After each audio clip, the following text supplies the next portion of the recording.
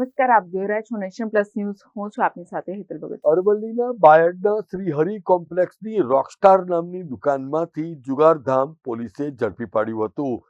LCB પોલીસને ચોક્કસ બાતમી મળી હતી કે શ્રી હરિ કોમ્પ્લેક્સમાં આવેલી રોકસ્ટાર નામની દુકાનમાં મોટા પાયે જુગારધામ ધમધમી રહ્યું છે.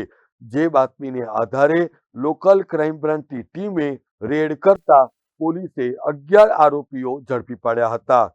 એલસીબીની ટીમ આ જુગારીયાઓને લઈને મોડાસા એલસીબી કચેરી ખાતે પહોંચી હતી.